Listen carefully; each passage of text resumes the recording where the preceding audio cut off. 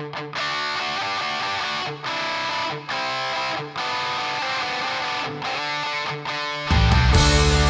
Jake Lizio, and welcome to my advanced VHS tutorial class on composing with the Mixolydian mode. In this video, we'll learn the secrets to taking simple chords and transforming them into sick riffs that make the crowd go wild. We'll also learn how structure, arrangement, and production decisions can really help take a boring idea and transform it into a killer rock single. So if you're ready to take your songwriting to the next level, buckle up, 'cause it's time to rock! Alright, there's a lot to get to in this video because we are going to be writing and producing an entire radio release ready single. So let's get started with the writing. The inspiration here all came from that Mixolydian sound. If you watched my other videos on Mixolydian, you know that I think it works very well for high energy, fun, fist-pumping rock. It has all the happiness of Major, but it doesn't have that sweetness. It doesn't have that cleanness to it. It's like Major's older cousin that grew up on the other side of town. It's got a little bit more worldly aspects to it. And I really like that sound. I think it lends itself very well to classic rock. So when it came time to write a Mixolydian song, my brain instantly went towards the genres of Van Halen, Motley Crue, AC/DC, that style right there. Now, once I realized I was writing a classic rock song, I ran into the problem of realizing I can't sing classic rock. Fortunately, I know the ultimate classic rock singer and performer. His name is Kerry Devine. You may have seen him on my other video on the Mario cadence, where he ignited a Christmas tree just with the sheer power of his voice.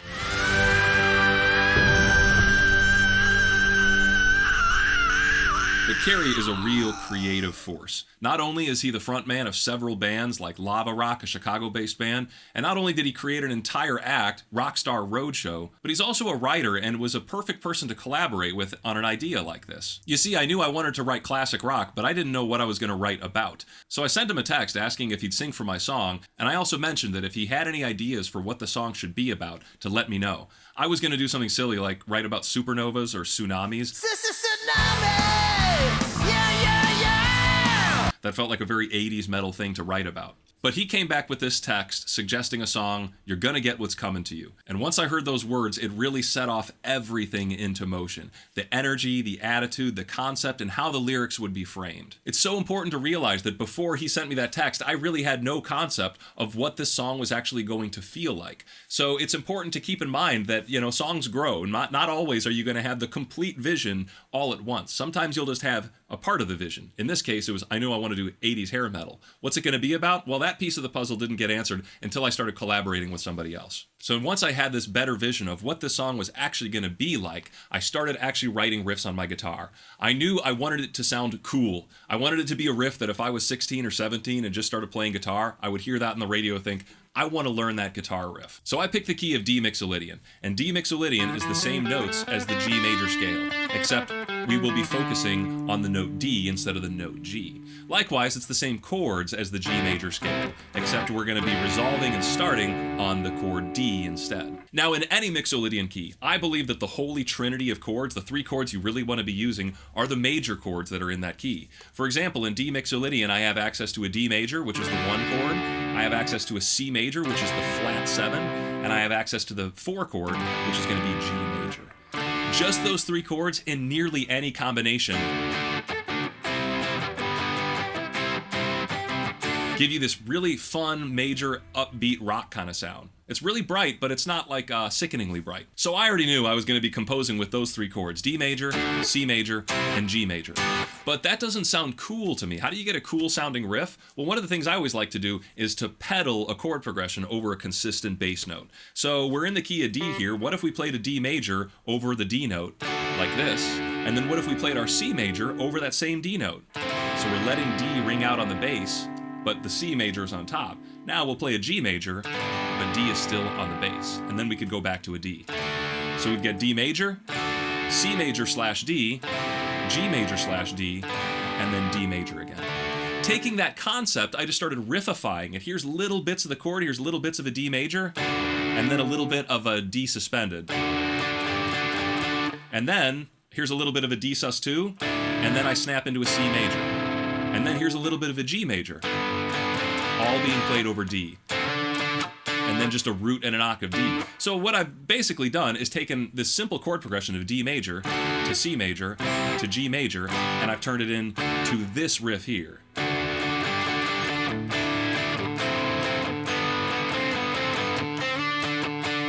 And I really like the way that sounds. It's kind of reminiscent of the song, there's a song by Rat, a perfect 80s heavy metal band called Lay It Down. And that's a much faster song, and it doesn't stay just in Mixolydian. It does a little bit of modal mixture as well. But I feel like it kind of is in that same vein of 80s metal.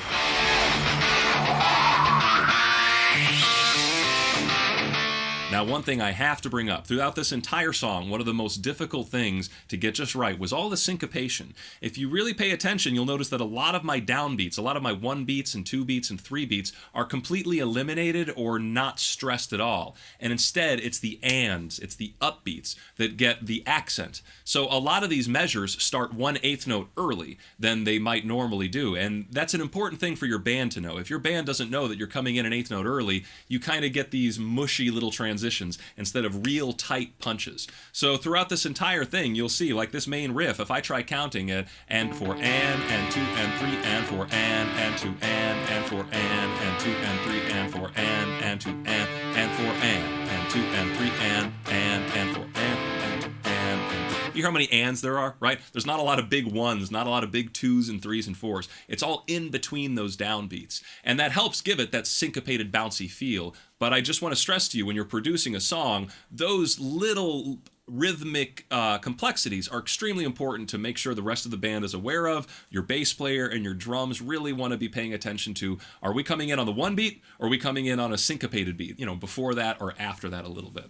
So I've got this cool riff here, right? I can now make this the intro to my song. Here's all I did. I recorded that riff once, and I panned it all the way to the left speaker.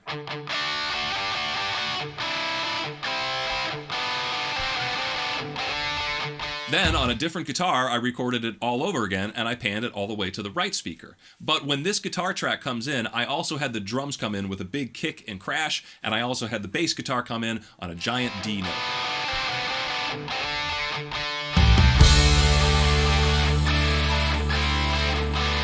That serves as a wonderful 80s intro. Now we got to turn it into a driving rock force by adding some drums. I began by just programming in some drums so I could get a good feel for it. But my good friend Beardstank is back from his adventures on the road as the guitar tech for John 5. And Beardstank is a magnificent drummer, so I decided to employ his skills here to record the drum parts for this entire song.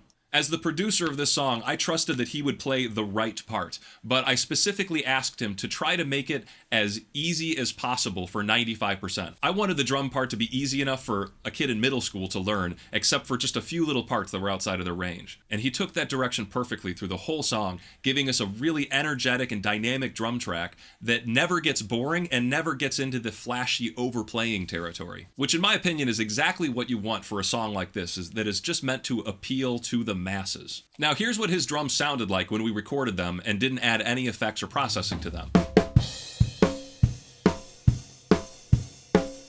And I personally think that sounds terrible. Fortunately, I have learned to use the software available to me to take that drum sound and make it sound like this instead.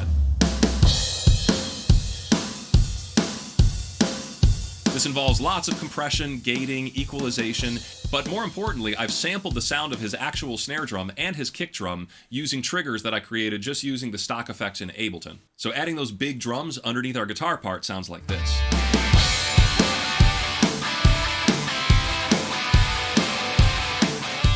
I started getting that Van Halen vibe, and I thought synths would be a great thing to amp that up. So once again, I consulted my synthetic music advisor, Moog Lee, who's been doing a lot of great synth work on his channel lately, so I do suggest you check that out. And he was able to lay down some very simple chords for me and a nice 80s patch that fits very well over the timbre of my guitar and those drums.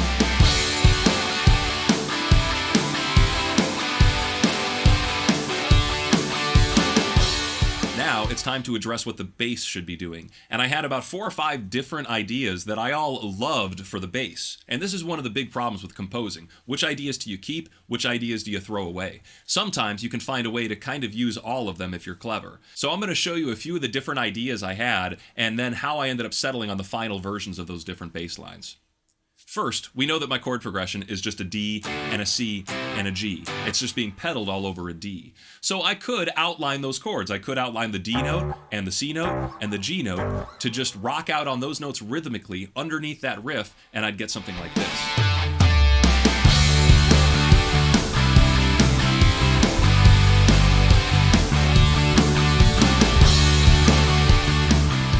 Also considered, instead of playing a G for the G chord, just playing a B, and that way it feels like a G over B chord.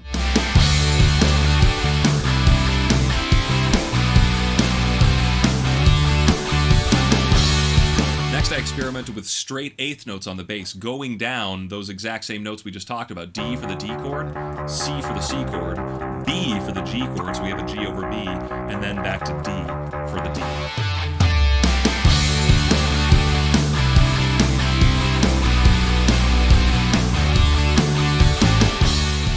Now we know that the guitar riff is all centered around that D note and it pedals over D, so what if we had the bass just hammering away at that same D note on straight eighth notes?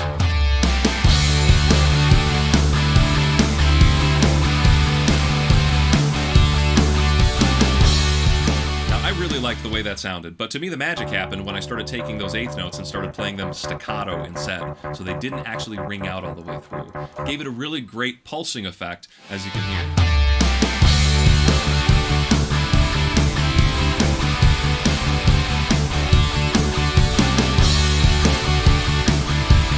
Now, truthfully, I loved almost all of those options, so what you'll actually hear throughout the song is I did a little bit of all of them in different spots, and hopefully it's consistent enough so it doesn't feel like a different section, but there's enough variety to keep things interesting. And that's one of the key components to writing popular music, is that it depends on repetitiveness. You have to be repeating yourself most of the time if you want to write popular music. But if it's too repetitive with no changes, that's where it just gets nauseating. So it's about tiny little variations throughout those repetitions that usually give us something interesting, catchy, and likable. Now, I know this is a lot to talk about for just our intro riff, but it will show up later on in the song in the middle, and it'll show up at the very end as well. But there's one more thing that we really have to talk about, and this is an extremely nuanced thing that you might not ever approach as a guitar player or a musician. But it is one of those things I encountered through producing this, and I feel obligated to talk to you about it because it's such an obscure problem to have, and it was such an interesting solution.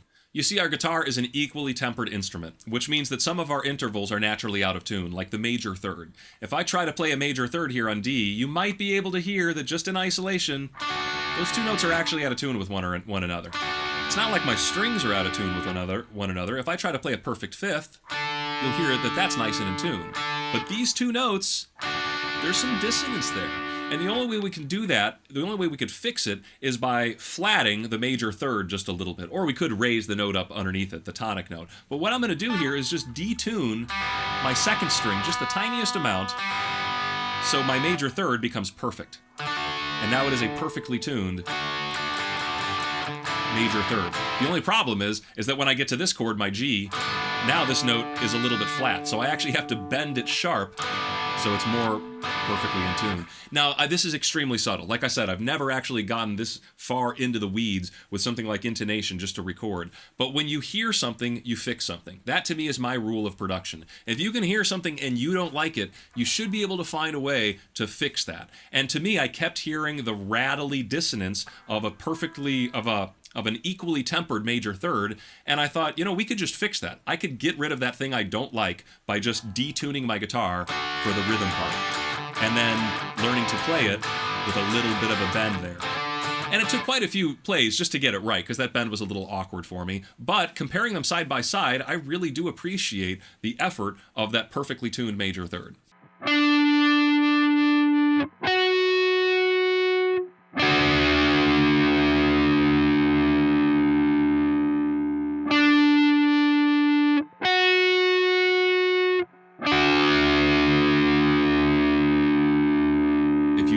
I get it. It's one of those things that I wouldn't have picked up on for many, many years in my playing career. But I do want you to just be present and be aware of that, the problem with that major third on the guitar.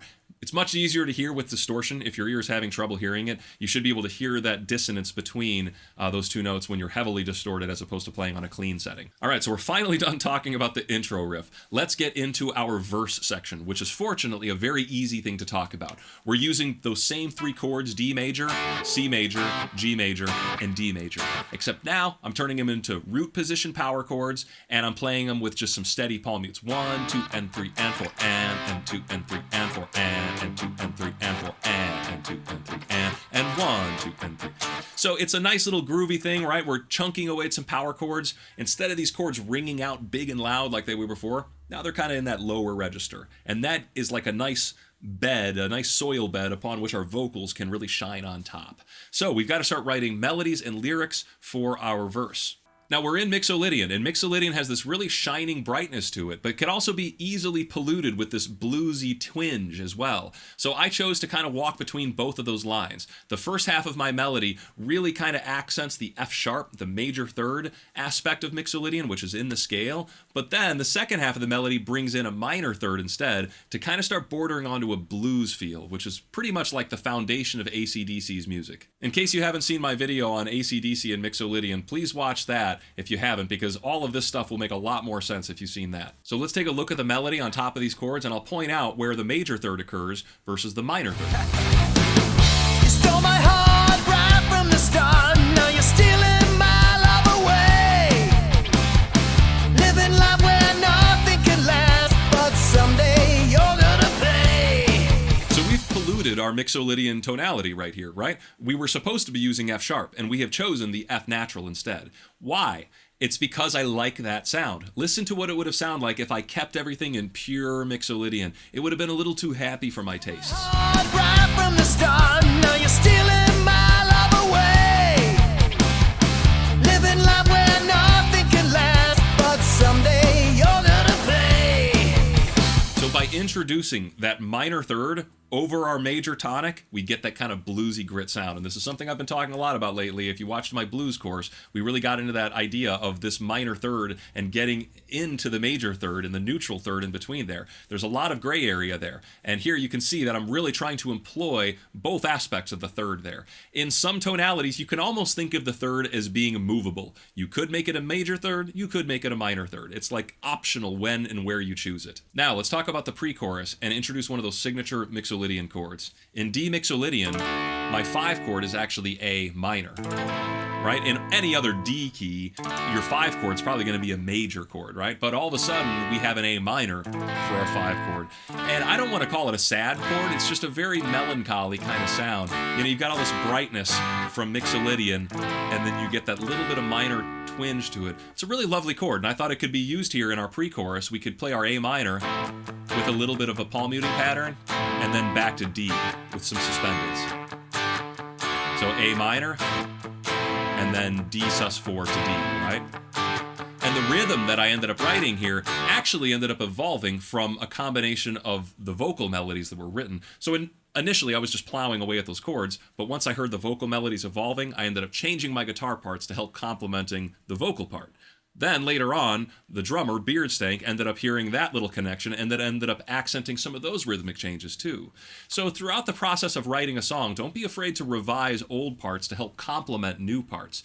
I don't think it's a good idea to set anything in stone. You should always be flexible when you're writing, and especially when you're producing. Now this pre-chorus leads me up to a big build-up on the G chord, and I let it actually ring out for an extra measure longer than you might think it should. And this gives us a little bit of like a delayed fuse effect before the chorus can come popping in. And I really like this because later on we're going to get this same pre-chorus, except the vocals are going to be different, and that little delayed fuse measure won't be there. So instead of having the security of that gap, you're just going to get thrown right in to the next chorus. So again, we're doing the same thing like I talked about before. We're repeating ourselves, but we're repeating ourselves with variations, and those variations are going to really be the spice that keeps this interesting.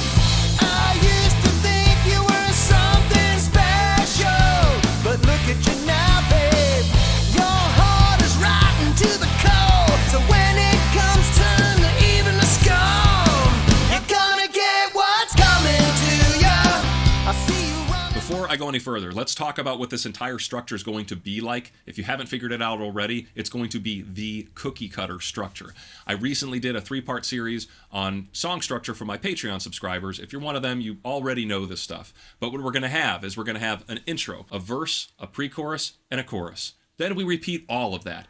Intro, verse, pre-chorus, chorus, except this second chorus is going to be extended. We're going to do something a little different here. We're going to beef it up and actually double the length of this chorus, almost double the length of that chorus. After that, we'll go into a guitar solo, a bridge section, and then some mega huge fireworks choruses at the end, finally closing things off with the intro riff again. So to me, this is just an expanded version of the cookie cutter format of verse, chorus, end. And I do not shy away from that format. I don't think it's healthy to shy away from things that work really well. That is a great recipe for a great sounding rock song, and I have no shame in writing a song that follows that format. I didn't go in intending to write that format, it just happened to be that way because I was intending to emulate all the songs that made it to the charts in the 1980s. Now let's talk about the most important part of any song, the chorus. In this case, I ended up having the rhythmic hook for the chorus early on once Kerry sent me that text that said, "You're gonna get what's coming to you." What was going through my head was, "You're gonna get what's coming to ya. You're gonna get what's coming to ya." I heard that as like a crowd chant. And the way I heard the rhythmic structure in my head is I imagined it starting early and then kind of the one beat coming in halfway through that phrase like this. I heard, "You're gonna get what's coming to ya."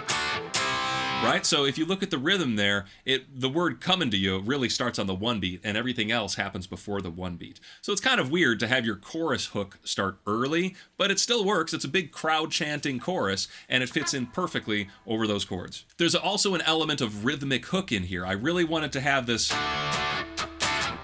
that little 1, 2, 3, and 4, and. That and, those two hits, I wanted to be almost a rhythmic component of the chorus. I didn't want it just to be melodies. I wanted something that people could boom, boom, punch their fist to. And rhythm's a great way to do that. So you'll hear throughout those choruses, those little accents become more and more important throughout the song. They become more and more accented, and they become an essential part of the chorus just as much as the singing is.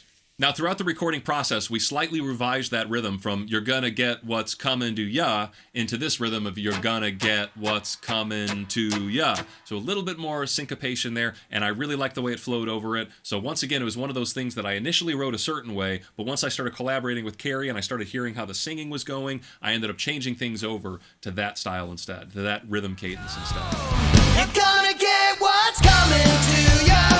I see you running, but you can't. You've done. You're gonna get what's coming to ya.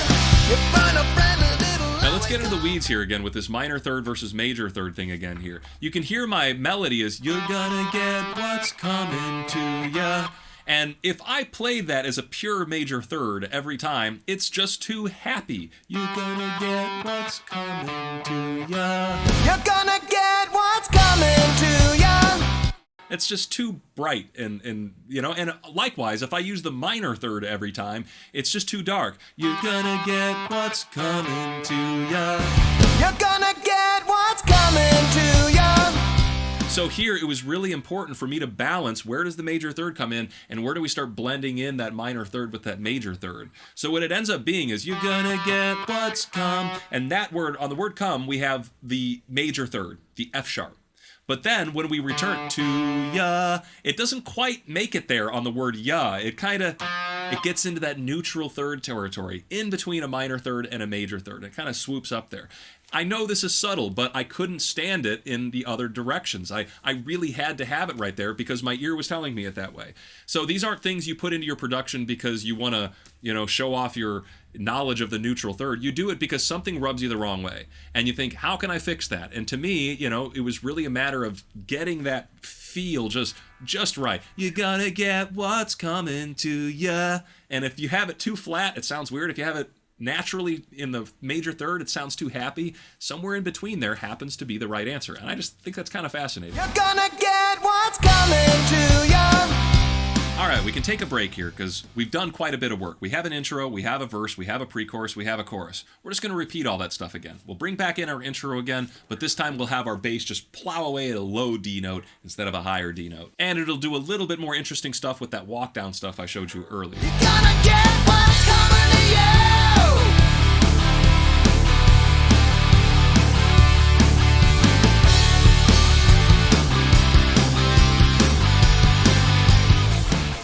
our second verse, we pepper in a few harmonies to make things interesting. I remember all of the lies, empty things that you used to say. And even though I'm over it now, I've been waiting for this day. And now for our second pre-chorus, we're really going to take things into 80s town by doing some giant woes, ultra high screams that just hurt your ears and that are drenched in reverb. Whoa! Whoa! And what I did is arrange these woes to be kind of a call and response thing. We have the woes, and then we have our melody, and then we have our woes, and then we have our melody. Made a fool out of me, babe. I bet you think that you're free, babe. Well, you ain't got a clue. Works out really well to keep things interesting, and it's different from our first pre-chorus. So even though the chords are the same, you know, there's a little variation here. And once again, we're removing that extra measure. That way it just punches us straight into our second chorus. Well, you ain't got a clue. There's a big storm headed for you. You're gonna get what's coming to you.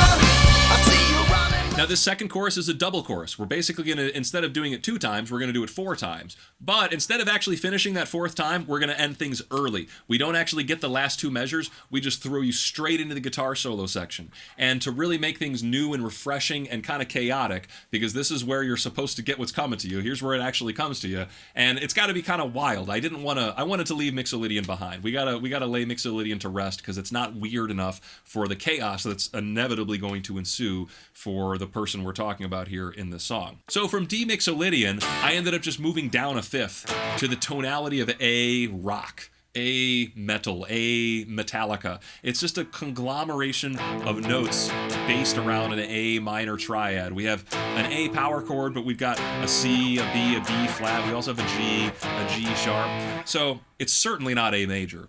And I'm hesitant to call it A minor. I just think of it as kind of an A blues feel.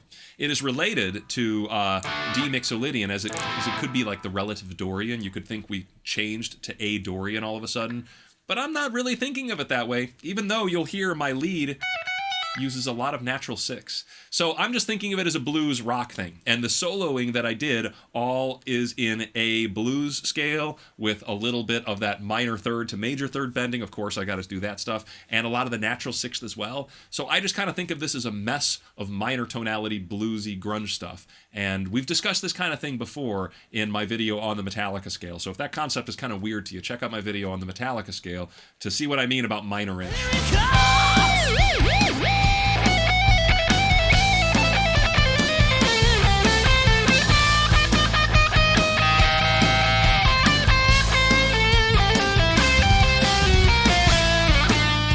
Guitar solo out of the way, we can now approach the bridge section. And for this, we need the entire crowd active. There's nothing like a song that gets the entire crowd up on their feet. That's what makes hit singles. That's what makes, everybody enjoy the show, is when they're participating in it. And to have a bridge section that just encourages your fans to clap and to sing along, that's like taking candy from a baby. It's like the oldest trick in the book. Why not use it? I've never used that in a song before, and I thought it would be a fun opportunity to do it.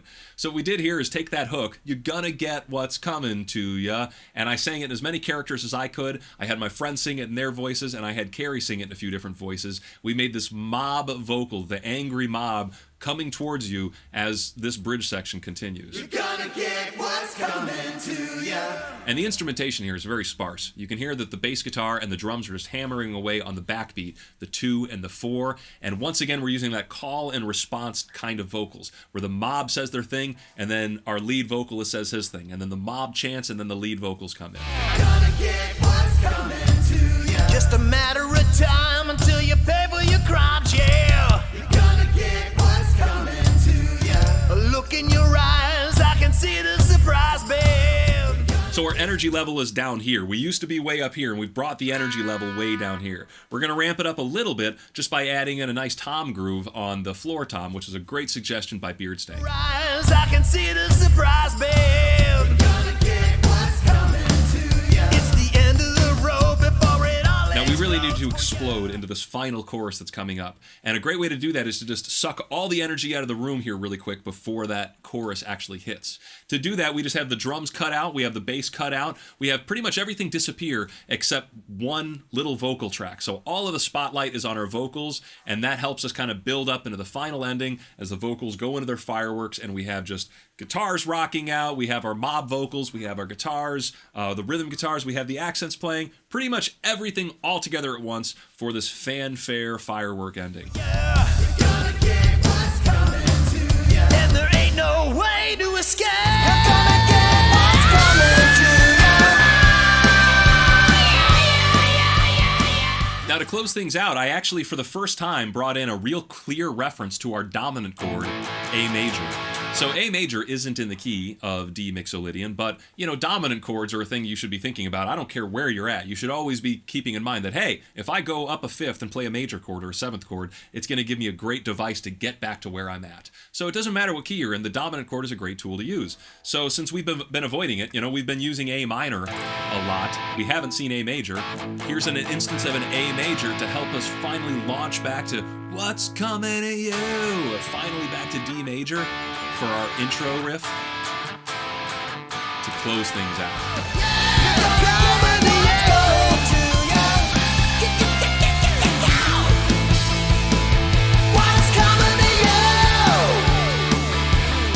The only riff I haven't described here is this little thing that pops up at the end of the intro riffs here. It's this D power chord, and then a C power chord, and then a G over B power chord. That's a stretched out power chord that you might recognize from my video on power chords, and then an A power chord.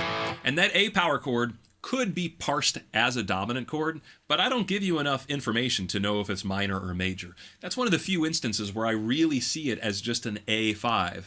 This is just an A power chord. I don't want to think of it as A major or A minor, because in this song we have A minors and A majors. In this case, it's intentionally left neutral, and your brain will fill in whatever your brain fills in there. But that's that little thing that kicks off the end of the intro, and it's the very, very last thing in the entire song. Great way to end it.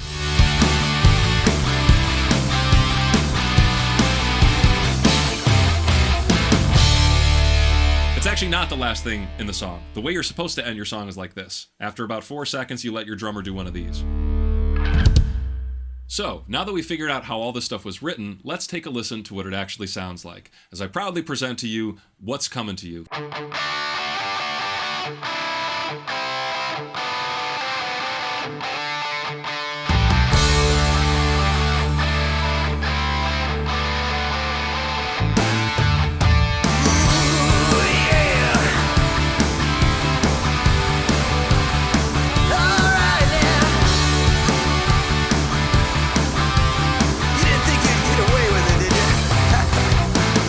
You stole my heart right from the start.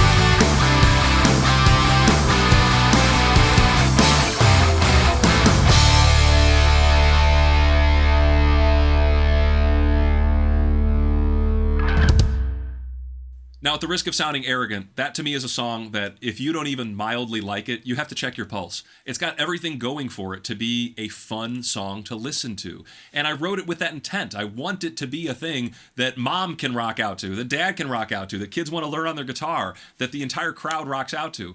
I don't have any shame in saying, hey, we're going to write this to be popular. We're going to write this to be likable.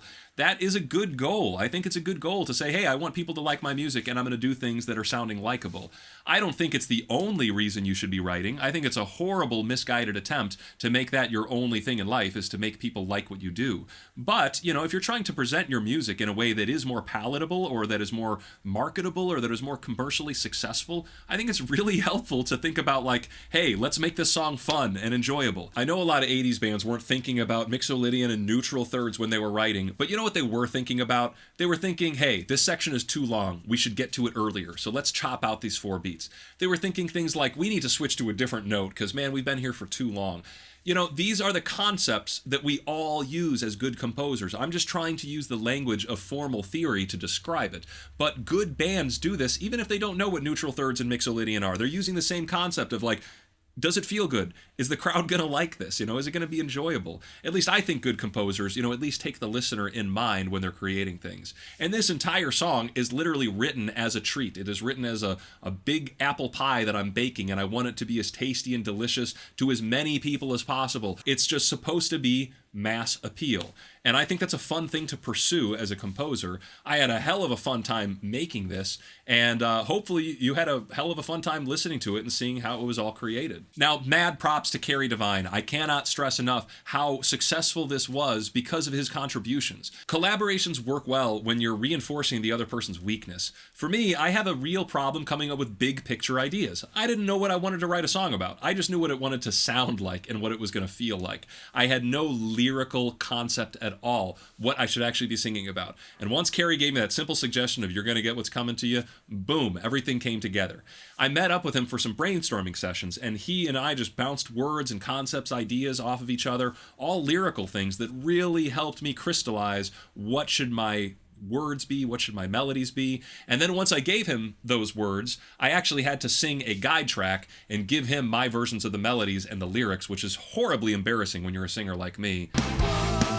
You made a fool out of me, babe. I bet you think that you're free, babe. And then he took that guide track and changed some of the lyrics to his fitting and came back to me again, and we started kind of revising together. So it was a really good collaboration where I got to really take ownership of all of the things I wanted to take ownership of, and he got to take ownership of all the things that he excels at and that he wanted to, like the performance, the actual singing. I wasn't giving him too many production tips on, oh, can you do this, yeah, or can you rise up, or can you do a whoa? He just knows what to do. He's a good vocalist. He didn't need me coaching him through every step of that song, saying, oh, should I swoop up here? Oh, do you think this emotion sounds good? No, he's a great vocalist, and he didn't need me holding his hand through all that kind of stuff. And that's what good collaborators do, is they kind of work on their own thing in the presence of somebody else that's working on their own thing, but they're reinforcing each other's weak spots and kind of filling in those gaps. I think this is a really great example of that. So thank you to Kerry Devine. If you think he's as impressive as I am, please check out his Rockstar Roadshow. And you can also see he's part of Van Halen 2 and Lava Rock. So if you're in the Chicagoland area, you definitely want to be checking out those acts. Great live shows. Also, huge thank you to my Patreon supporters. It's been a very long time since I've gotten content out because this video has consumed so much of my time, but they are the ones who sponsor these videos because I'm really not interested in putting ads in the middle of my videos. So thanks for watching, and I hope to see you again next time.